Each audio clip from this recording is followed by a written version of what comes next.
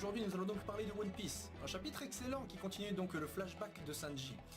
Bon, je dois dire tout d'abord que je suis assez surpris, faut le dire, à quel point justement le passé de Sanji avait quand même duré. Parce qu'en fait, au début, je pensais qu'effectivement on allait voir des brides de son passé, mais pas un truc aussi long que ça. Quand même, il y a beaucoup de matériel ici dans ce flashback.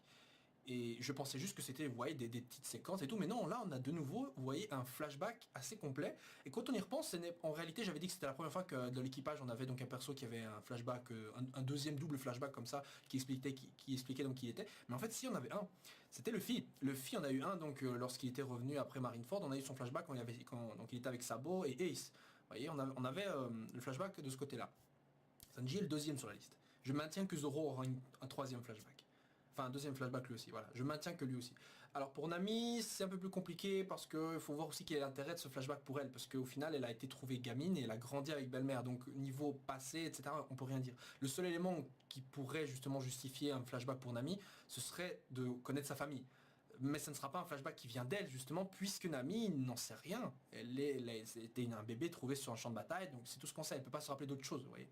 Donc si un flashback sur Nami viendrait de quelqu'un d'autre, encore faudrait-il que cette personne reconnaisse Nami comme étant sa fille, dont les chances sont justement très minces. À moins qu'il y ait un signe qui puisse se distinguer, genre je sais pas, une cicatrice, un trait physique, un pouvoir, etc. Bon, des choses qui peuvent se manifester plus tard, mais si jusqu'ici personne ne l'a remarqué, c'est qu'il y a de grandes chances qu'on ne le voit pas. Donc il est possible que Nami au final n'ait pas non plus de flashback, et que ce ne soit réservé uniquement donc à Zoro, Sanji et à Luffy, donc notre trio infernal, où au final on apprend donc leur origine et surtout à quel point leur racine familiale les lie donc à des personnages ultra importants donc dans le monde de One Piece. Luffy donc le plus grand criminel du monde, son père donc le plus grand criminel du monde, Sanji son père qui est affilié à des scientifiques Vegapunk et qui a des connaissances qui peuvent être voilà la plus grande famille pardon d'assassins voilà mondialement connu d'ailleurs, c'est un peu drôle ça, enfin bref d'assassins parce que c'est censé être un peu discret tu vois, un assassin, mais soit c'est pas le plus important, mais qui dispose d'une armée, voilà, et qui deviendra, comme il l'avait annoncé, l'homme le plus redouté du monde. Et Zoro, donc, aura certainement aussi, je le maintiens, je suis sûr et certain, je l'avais annoncé dès qu'on avait parlé du Shogun, vous savez, il y a super longtemps déjà, bref, qui aura un lien avec donc la famille Shogun. Je sais que, et je vais finir cet aparté là-dessus, c'est que certains réagiraient en disant ouais mais c'est nul à chier parce que ça viendrait à justifier le fait qu'il soit super fort alors qu'avant tu vois il faisait des efforts et tout, ça rajoutait du truc etc.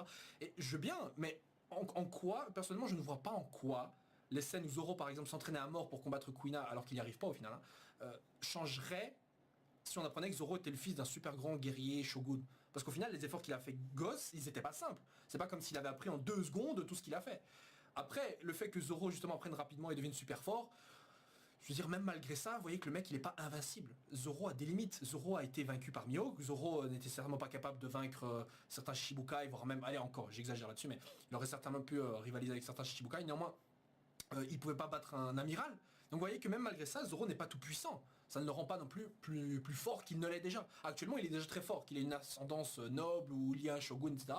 Peu importe ça, ça ne change rien pour moi au personnage. Luffy, pareil, et Sanji, pareil. Donc qu'ils aient un lien ou pas avec des gens super puissants et super connus, ça ne change pour moi en rien et ça ne devrait rien changer donc aux efforts qu'ils ont accomplis. Vous comprenez? Voilà, c'est juste pour vous dire ça, donc il n'y a rien personnellement dans le fond qui empêche que Zoro donc soit lié à quelqu'un d'important. Voilà. Bref. Donc, pour le chapitre. Donc dans ce flashback, Sanji donc toujours en prison, voilà, il se fait de nouveau tabasser alors qu'il est en prison, ses frères leur trop, etc. Bon, il pensait qu'il était déjà mort, mais en fait non, il est encore en vie.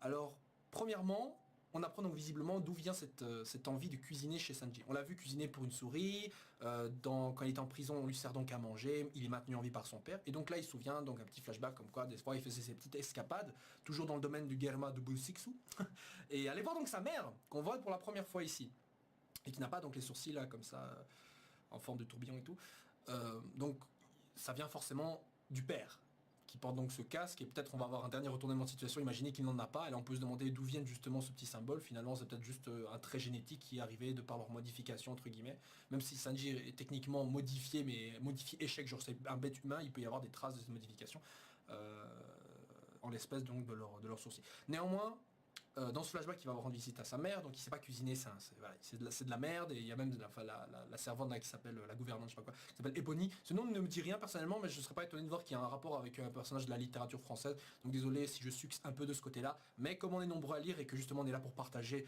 un peu tout ce qu'on sait sur le chapitre, c'est une excellente chose. Vous pouvez le mettre en commentaire et je lis toujours. Donc voilà.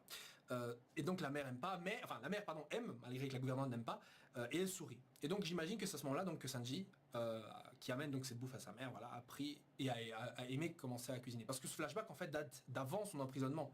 Il date de, on ne sait pas quand exactement, mais il date d'assez longtemps, une époque où Sanji donc n'était pas encore enfermé dans cette prison, donc logiquement ça devait être à partir de ce moment-là plus ou moins qu'il a commencé, voyez, à aimer à cuisiner. D'ailleurs on voit qu'il a appris l'existence de All Blue donc dans un des livres. D'ailleurs c'est étonnant hein, quand même, All Blue, le livre des fruits des démons, tout ça c'est vraiment des bouquins scientifiques. Au final c'est assez justifié qu'il en trouve là puisque son père justement il y a Vegapunk. Ça pourrait sous-entendre que Vegapunk soit peut-être à l'origine des fruits du démon, un truc dans le genre. Vous voyez, bon c'est un homme scientifique, c'est le plus grand scientifique du monde, donc c'est un peu logique que dès que tu as un truc assez mystique c'est forcément lié à lui, surtout qu'on trouve des livres chez quelqu'un qui est lié à Vegapunk.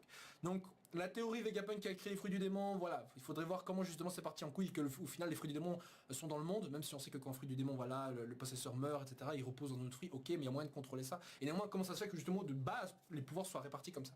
Donc il faudrait que ça remonte il y a super longtemps quand même, parce que c'est pas en 2 secondes et pas en 2 ans que tous les fruits du démon vont se répandre partout dans le monde. Donc les fruits du démon ont certainement existé depuis super longtemps. Et il faut voir alors si Vegapunk est soit super vit super longtemps, voilà, je sais pas. Bref, passons. Et même pour All Blue, en fait, je me suis toujours demandé si c'est une légende et qu'au final c'est quelque chose. Enfin, si c'est une légende, techniquement, c'est que All Blue, quelqu'un a déjà dû le voir, ou alors c'est vraiment une. Enfin, je veux dire, le but de Sanji, c'est de trouver All Blue. Imaginez qu'il le trouve. Au final, ça signifierait que la légende d'All Blue est venue de la part d'une réalité. Donc quelqu'un a vu All Blue. Mais qui seraient les personnes qui ont vu All Blue? Je veux dire, une légende, mythe, réalité. Voilà, il y a des fondements à ça. Ça vient pas de nulle part. Vous voyez? Et même si le All Blue n'existait pas, parce qu'il y a la théorie comme quoi, voilà, le All Blue en fait se crée. Et là, on pourrait se dire, mais attends, c'est quelqu'un qui l'a inventé. Au final, on voit que ça peut être créé. Enfin, ouais, je sais pas si vous voyez ce que je veux dire, mais je me suis toujours demandé d'où venait justement le mythe de All Blue. Bref, est-ce que c'était genre un truc qui a été inventé ou c'est genre juste une réalité qui est devenue un mythe, légende, etc. Bref, c'était une question que je pose comme ça pour que vous me donniez éventuellement votre avis. Ensuite, donc, sa mère, on ne sait pas ce qu'elle a.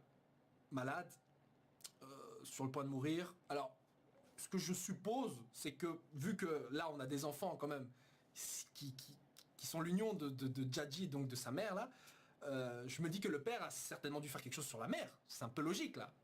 Ça me semble logique, à moins que les gosses soient nés in vitro ou quoi. Je pense pas, mais il est possible que donc le père Jaji a dû faire des petites modifications, voilà, des injections. T'imagines injecter des trucs dans une femme enceinte, horrible l'image quoi. Bref, et la mère en a souffert peut-être et au final elle est tombée malade. Ce que ignorent les enfants. Et ça ferait une belle petite révélation, même si nous on s'en doute déjà, une belle petite révélation qui enragera encore plus Sanji. Putain, mais manquerait plus que ça, tu vois, que la mère soit décédée à cause de ça. Mais peut-être que Sanji s'en doute aussi, hein, c'est juste qu'il le dit pas là, mais voilà, que la mère en tout cas est malade, on ne sait pas trop ce qu'elle a, elle est clouée au lit visiblement, donc elle est faible.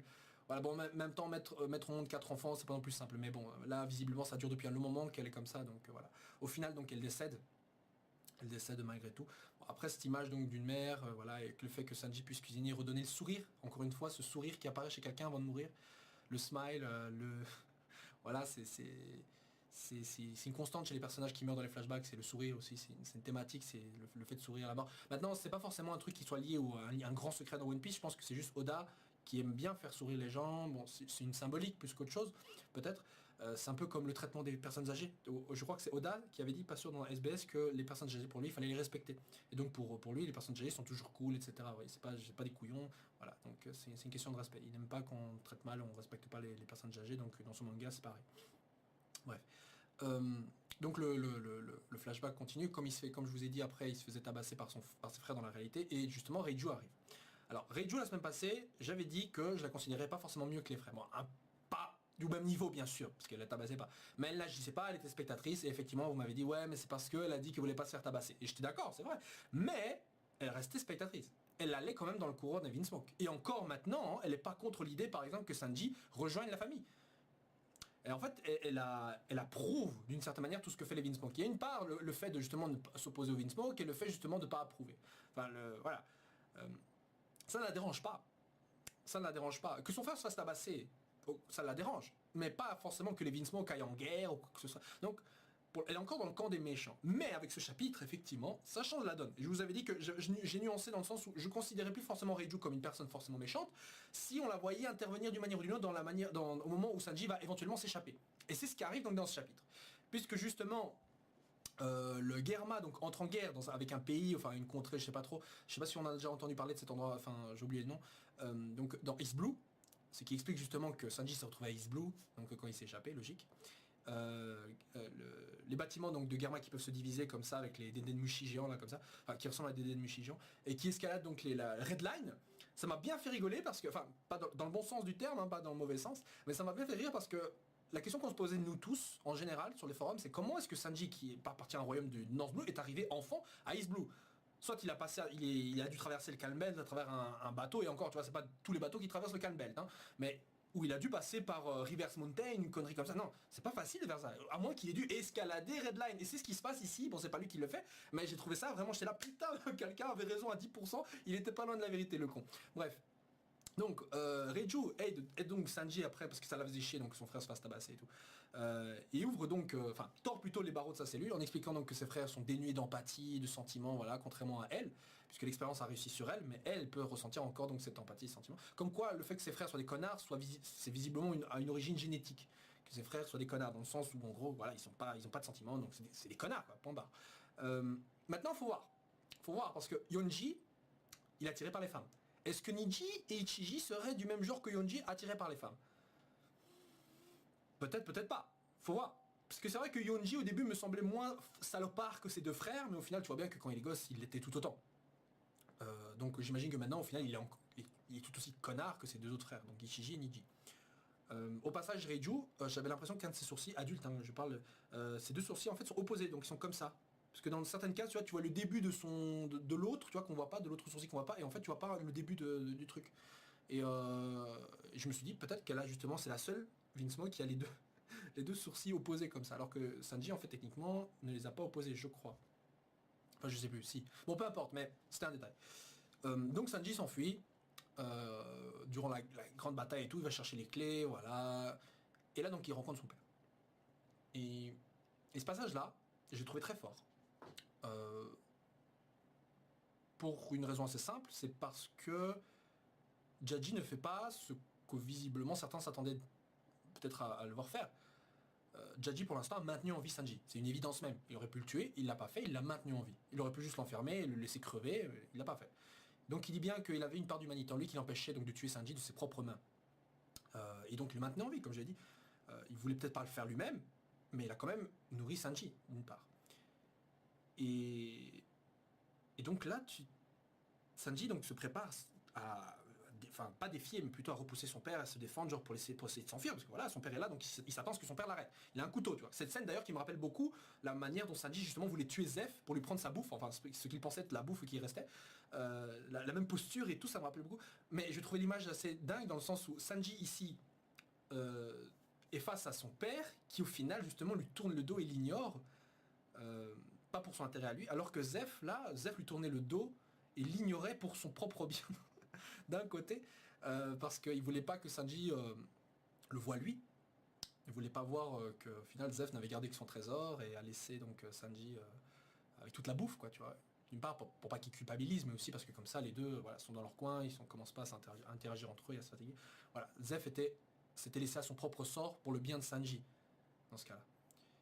Et enfin, il avait bouffé sa jambe, je crois, ça varie dans les versions, parce que d'une part, dans un cas, il avait bouffé sa jambe dans le manga, je crois, alors que dans l'anime, il l'avait juste perdu avant. Je suis pas sûr de ça, je me souviens plus, ça remonte à tellement longtemps, j'ai peur de me gourer. Néanmoins, je voulais faire le parallèle entre ces deux scènes. Donc.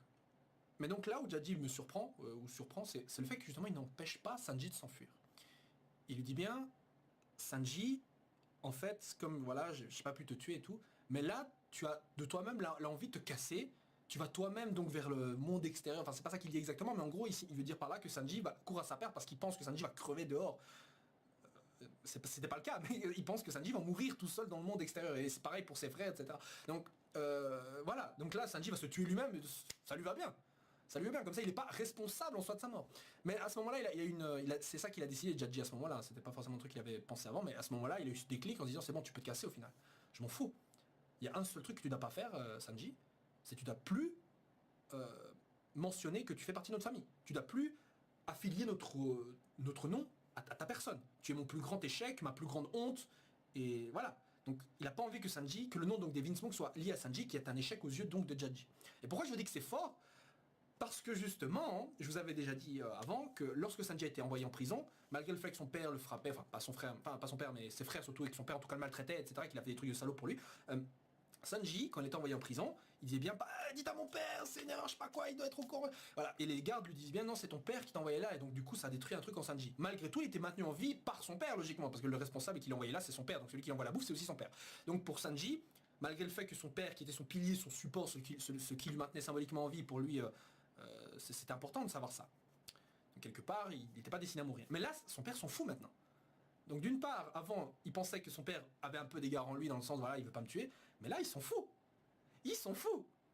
C'est pour ça que je trouve ça fort. Il s'en fout. Et t'as Reiju en plus qui écoute la scène. Et voilà. Judge, avant, niait l'existence de Sanji aux yeux du monde, mais pas pour lui, parce qu'il le savait qu'il était en vie. Mais là, Judge décide d'ignorer l'existence de Sanji, de cacher son existence de Sanji aux yeux du monde, mais aussi pour lui. Maintenant, il s'en fout qu'il puisse exister. C'est comme s'il n'avait jamais existé.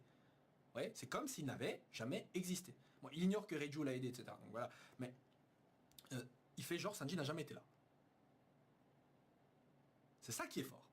Voilà, bon, c'était ce point-là qui me semblait le point culminant donc, de ce flashback. Alors maintenant, je sais pas si on va avoir d'autres flashbacks après qui expliquent comment il a un peu survécu ou le petit passage. Maintenant, je pense que Oda n'est pas obligé de le faire parce que c'est pas non plus le plus important. Mais là, en tout cas, c'était un très beau flashback. On a en plus une mort parce que l'habitude des flashbacks dans One Piece c'est qu'il y a une mort. Et voilà, donc un excellent chapitre, je trouve. Même pas besoin de fight, hein, mais un excellent chapitre. Mais j'ai pas fini la review, ne vous inquiétez pas. Donc Sanji au final s'enfuit, voilà, son père décide de l'ignorer, et ainsi de suite. Chacun continue donc leur chemin. Ensuite donc on revient dans le présent, où Sanji, donc, enfin Reiju adulte et Sanji adulte donc sont là tous les deux. Reiju donc soigne son grand frère qui vient de se faire tabasser donc par ses autres frères. Et maintenant plus que jamais, je pense qu'on est tous d'accord de le dire, les trois frères, je veux qu'ils crèvent. Non, allez, redonnons sérieux. Mais sérieusement, je veux voir Sanji péter la gueule. Niji, Ichi, je m'en fous. Même, enfin Yonji encore, je me dis si on l'a pas lui, c'est pas grave, il a déjà eu la gueule pétée tout à l'heure. Mais Oda, avec ce flashback, m'a autant donné envie, même plus donné envie de voir Sanji péter la gueule à ses frères que Luffy devait péter la gueule à Tenryubito. Parce que quand Luffy a donné ce coup de poing épique au Tenryubito là sur les archipels Shabondi, c'était un kiff. Vous voyez, tu sentais là, t'étais là, ouais, enfin quelqu'un qui leur tient tête et tout, c'est Luffy en plus. C'était cool. Mais là, ça c'est encore plus fort pour moi. Là, je veux que ses frères, mais ils souffrent. Et c'est dingue que Oda me donne envie de faire souffrir des gens. Allez, il y a des fois, t'as des personnes qui tu dis putain, j'aimerais bien qu'ils se prennent une raclée, ce connard et tout. Mais là, c'est grave quoi. Je veux dire, la case où Sanji se fait tabasser dans sa cellule, alors tu vois, il a déjà là, le truc en fer là. Mais c'est limite, tu vois ça dans la réalité, et ça arrive dans la réalité. Hein. Les vidéos sur Facebook et sur YouTube, enfin sur le net en général, qui traînent, sont très violentes, quand on maltraite des enfants. Moi personnellement, je déteste ça. Mais m'imaginer une scène comme ça, alors d'autres gosses par exemple font pareil et tout.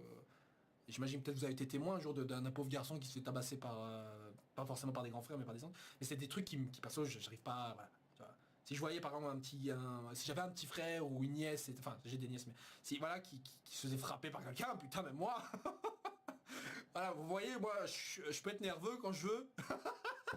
Désolé, j'ai l'impression que je sais pas, que ça ferait rigoler quand je dis ça. Mais voilà, on est d'accord, on a envie de les voir, voilà. C'est... Tu vois, qui crève quoi. Merde. Bref, passons cela. Redevenons sérieux, encore une fois. Donc Sanji à terre, c'est comme si c'était donc résolu effectivement. Et d'ailleurs, tu vois, le mec, en fait, il est conscient hein, qu'il s'est fait taper et tout, il a les bras étendus et tout. Genre, en fait, il est serein dans l'état blessé. Ça se sous-entend souvent pour un personnage de shonen qui, en fait, il s'est résolu à accepter sa situation de misère. Et d'une part, parce qu'il a déjà l'habitude, quand il était gosse, de se faire tabasser. Mais en plus, parce que là, et c'est énervant, il est pieds et poings liés. Il pourrait, putain, se défendre contre ses frères. Il pourrait le faire. Mais il y a juste ses proches qui sont menacés. Et putain, il faut un truc là. Et je vois pas trop comment on pourrait faire, mais il faut quelque chose qui empêche donc Big Mom de s'en prendre aux proches de Sanji. Parce que imaginez le fils sauve Sanji. Ok. Mais, et c'est là que je pense qu'il y aura un truc, mais Luffy va sauver Sanji, mais ça ne veut pas forcément dire que les proches de Sanji vont être en sécurité. Il y a deux possibilités. Premièrement, c'est de convaincre Big Mom de ne pas le faire. Et là, franchement, à part une alliance éventuelle d'une manière ou d'une autre, je vois pas comment. Ou une sorte de contrepartie, je sais pas, genre, on sauve Sanji, on vous donne la technologie des Vinsmoke, mais ne tuez pas, genre, le truc. Vous allez me dire, c'est grave, mais d'un autre côté, ok, Luffy récupère Sanji, parce que le mariage avec la famille de Vinsmoke, Big Mom, il s'en fout. Ce qui l'intéresse, au final, c'est juste la technologie des Vinsmoke. Donc, et ça, c'est un truc que je vous dis, moi, si on doit sauver les proches de Sanji, il est possible qu'au final les Vinsmoke soient vendus, entre guillemets, enfin la technologie des Vinsmoke tombe entre les mains de Big Mom, mais qu'il n'y ait pas de mariage.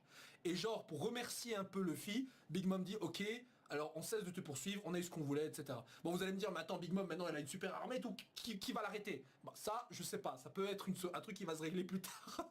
Non, mais sérieusement, pour le moment, c'est difficile. La deuxième possibilité que je vois, c'est que justement le Barassi, tous les proches, etc., enfin le Barassi, etc., les hommes de Okamaland et tout, soient mis en sécurité. Mais comment les prévenir instantanément, comme ça, c'est pas facile. Vous comprenez? Une troisième possibilité quasiment possible, c'est que Luffy pète la gueule à Big Mom et pète la gueule à tous les hommes de Big Mom, etc. Bon. Je pense qu'on est d'accord pour dire que cette possibilité-là, il y a genre 0,1... Non, il y a 1% de chance que ça se produise. Ouais, parce que je vois, comme je l'ai dit plusieurs fois dans le passé, je vois mal Luffy battre vraiment Big Mom. Mais vraiment, je vous dis, cet arc-ci, pour moi, le combat contre Big Mom, c'est un échec qui sera la base de la réussite face à Kaido. Je l'ai dit et je le maintiens, peut-être j'ai tort, mais pour moi, c'est mon avis, je reste ferme là-dessus. Bref, passons cela. On a donc le dernier point, on retrouve enfin Luffy face à Cracker. Un combat donc qui a duré plus d'une dizaine d'heures, 11 heures je crois. C'est pour ça donc qu'on n'avait pas de nouvelles de Cracker. Il n'avait pas réussi sa mission, mais il n'avait pas forcément échoué. S'il avait échoué, on aurait entendu parler de Luffy. S'il avait réussi, on aurait entendu parler de Cracker chez Big Mom. Mais c'était pas le cas pour aucun des deux. Donc il y avait un statu quo quelque part. Et là en fait leur combat continuait. Comment? Bah c'est simple. En fait Luffy combattait, il est fatigué, il s'enfuit, il bouffe donc les crackers, les clones de crackers. Et pareil. Et après la bouffe, il combat, il s'enfuit. Il bouffe, il combat, il s'enfuit. Et ainsi de suite, et ainsi de suite. Bon, il se repose entre temps, etc. Mais voilà, il continue. Donc c'est un schéma qui s'est reproduit plusieurs fois durant ces 11 heures. Alors, quelqu'un l'avait dit en commentaire, je me souviens parfaitement, en rigolant en plus. Imaginez que le Luffy, en fait, il bouffe Cracker pour le battre et tout. C'est ce qui se produit. C'est ce qui se produit. Et tu dis bien que là, c'est pas un combat pour rigoler. Enfin, si, on rigole bien. Mais là, c'est un combat qui est censé avoir de l'attention. Et je dis pas que c'est une mauvaise chose là. Parce que là, c'est tourné en ridicule. Là, Luffy est en train de combattre un mec qui a une prime de 860 millions, je crois. C'est pas de la merde. Et pourtant, ça fait rigoler. Et c'est ça qui est dingue. Alors, dans d'autres mangas, effectivement, genre Fairy Tail par exemple, c'est un truc qui m'aurait fait chier. Mais le problème, c'est que dans Fairy Tail, ça arrive constamment. Dans One Piece, il y a des persos, voilà. Disons que on peut, voilà, tu peux garder ton sérieux. C'est genre, tu vas pas voir Sakazuki par exemple commencer à renifler des culottes, tu vois. C'est une image débile, mais pour vous dire qu'il y a certains persos qui doivent rester sérieux et sont sérieux. Mais il y a des persos évidemment qui sont un peu déconnades, mais au final, il faut pas non plus les sous-estimer, tu vois. Voilà, donc Cracker en fait partie. Néanmoins, donc Luffy a continué, etc. Et on peut se poser la question suivante. Comment il a fait après le Gear 4? Parce que le Gear 4, c'est pas limité, ça s'est arrêté. Donc comment il a fait pour survivre après son acquis? Parce qu'on voit bien que de toute façon, il a pu combattre que quand Gear 4, pardon, et plusieurs fois, parce que tu vois les statues de Cracker à côté brisées, etc. Donc Luffy était obligé de passer en Gear 4 pour en briser quelques-uns et d'autres pour les bouffer. Parce que d'un côté, en Gear 2 et en 3, Luffy, il n'arrivait pas à s'occuper d'un Cracker.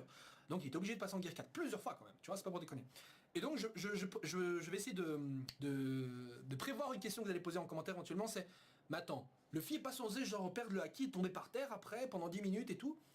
Et je vais vous dire la chose suivante, c'est que le seul effet secondaire qu'on a de l'utilisation du haki, vraiment confirmé, c'est que Luffy perd le haki donc pendant 10 minutes, après le Gear 4. Mais pas qu'il reste à terre. Ok, il était resté immobile pendant un moment face à Doflamingo. Mais c'était surtout parce qu'il avait accumulé beaucoup de combats avant, qui était déjà blessé, et le fait d'utiliser cette technique, donc l'a certainement encore plus fatigué, d'où le fait qu'il tombe à terre. En plus de perdre son haki, logiquement, voilà. Donc, comme il était face à Cracker, il n'était pas forcément, tu vois, ultra blessé, il était un peu, mais il était déjà bien meilleure forme que lorsqu'il était face à Doflamingo. Donc logiquement, quand la première phase quand le Gear 4 a cessé, il a juste perdu l'acquis, il pouvait encore bouger, utiliser le Gear 2, voire le Gear 3, tu vois. Et encore. Bref, il a pu s'échapper et ainsi reproduire le chemin plusieurs fois, bouffer, recombattre et ainsi de suite. D'accord? Donc je dis ça au cas où. Donc Luffy perd juste l'acquis, mais il peut recombattre de nouveau après. Voilà. Parce que le Gear 2 et Gear 3, jusqu'ici, les effets secondaires qu'il y avait avant, bah, il n'y en a plus. Il les maîtrise maintenant ces techniques. Donc du coup, il peut réutiliser, je pense, ces techniques-là après avoir enchaîné le Gear 4, logiquement. Peut-être pas de manière super exagérée, mais quand même.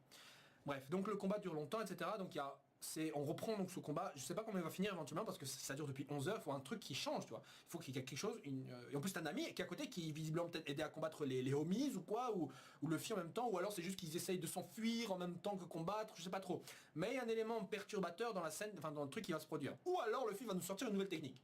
Parce que perso c'est ce que je pensais en fait dans le sens où si on voyait les résultats du combat et qu'on voit pas le combat en lui-même, c'est que Oda ne voulait pas nous montrer quelque chose qui est arrivé dans ce combat et qu'on était peut-être pas censé voir. Genre tu vois une technique qui visait enfin une nouvelle technique de Luffy, genre une autre forme du Gear 4 ou pas le Gear 5 mais tu vois un truc comme ça toi. Et là visiblement c'est pas le cas. Donc ça diminue les chances qu'on voit donc d'autres formes du Gear 4 pour moi personnellement. Mais peut-être le réserve-t-il pour certaines conditions, ça. Je sais pas. Voilà, je pense que j'ai fait un peu le tour de ce chapitre. C'est une vidéo assez longue, mais je sais pas, je vous avais remarqué que je m'exprime un peu différemment dans cette vidéo aussi. Enfin, je sais pas où c'est que moi. Voilà. Donc un dernier point de comparaison avant que je vous dise, je vous souhaite une bonne semaine. C'est par rapport à Sanji. J'ai trouvé qu'il y avait une petite similitude avec comment il s'appelle, Senior Pink. Senior Pink qui s'habillait en bébé pour faire sourire sa femme, enfin pour la faire agir, et là Sanji donc qui commence à cuisiner pour faire plaisir à sa mère. Je trouvais qu'il y a il y avait un petit parallèle, tu vois, avec une qui était amnésique et voilà, et l'autre qui était malade. Enfin c'était un petit parallèle, je trouvais assez proche et voilà, j'aimais bien cette image là. Bref, peu importe. Sur ça les gens, donc je vous souhaite une agréable semaine, donnez-moi votre avis sur ce chapitre-ci et à la prochaine. Ciao.